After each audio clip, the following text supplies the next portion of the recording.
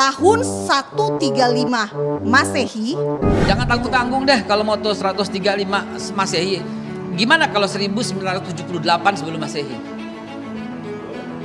Hah? 1978 sebelum Masehi.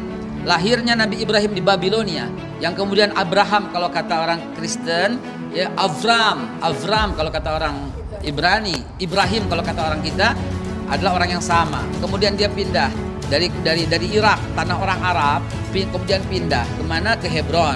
Lalu kemudian dia bertemu dengan Sarah dan kemudian bertemu dengan Hajar. Dari Hajar kemudian akhirlah Ismail. Dari Sarah kemudian lahirlah Ishak. Apa agama Nabi Ishak? Apa agama Nabi Ismail? Apa agama Nabi Ibrahim? Apa yang ditinggalkan? Kelihatan yang ditinggalkan oleh Ibrahim adalah Masjidil Aqsa untuk Nabi Ishak dan Masjidil Haram untuk Nabi Ismail. Sampai di sini sudah jelas. Kemana Kristen? Belum ada mbak. 325 Masehi ntar pak, dengan Konstantinus nanti di Konsili Nisea. Yahudi udah ada? Belum ada mbak. 930 when King Solomon died, divided kingdom of Israel. Baru pecah dua kerajaan Israel ketika Nabi Sulaiman wafat. Kalau mau cerita jangan tanggung-tanggung. Sejak awal manusia aja saya bisa ceritain sekarang. Ya jangan tanggung-tanggung. Durasi kita nggak cukup babe kalau sangat komprehensif ya. Kemudian setelah Nabi Allah Ishak memiliki anaknya dikasih nama Israel alias Yakub. Israel, Isra, perjalanan, Il, Tuhan. Ishakil namanya Ishak menggembirakan, Il, Tuhan menggembirakan aku. Ismail namanya Tuhan mendengarkan aku, Isma mendengar, Il, Tuhan. Oke, itu bahasa Ibrani semua, tapi tolong perhatikan. Apa agama Nabi Yakub? Yakub punya 12 anak, Rubain, Simon, Levi, Yahuda, Isakar, Zebulun, Gad, Akhir, dan Naftali, Yusuf, dan Benyamin. Anak keempat ini yang menjadi masalah nanti di kemudian hari. Mereka masih beragama Islam, belum ada agama Yahudi. Dan mereka semua Bani Israel. Bani Israel adalah Muslim. Kemudian Nabi Yusuf kemudian pindah ke Mesir. Dan kemudian dilanjutkan oleh Nabi Musa.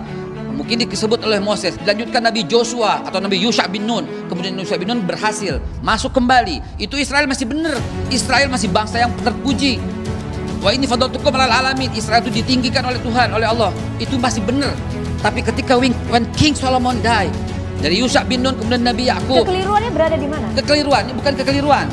Penyelewengan dia dari mana? Dari awal muasal ketika dia membangkang dengan Nabi Musa memaafkannya. Kemudian sampai Nabi Yusha bin Nun berhasil membawa kembali ke tanah Palestina, ke tanah yang disucikan, tanah yang dijanjikan.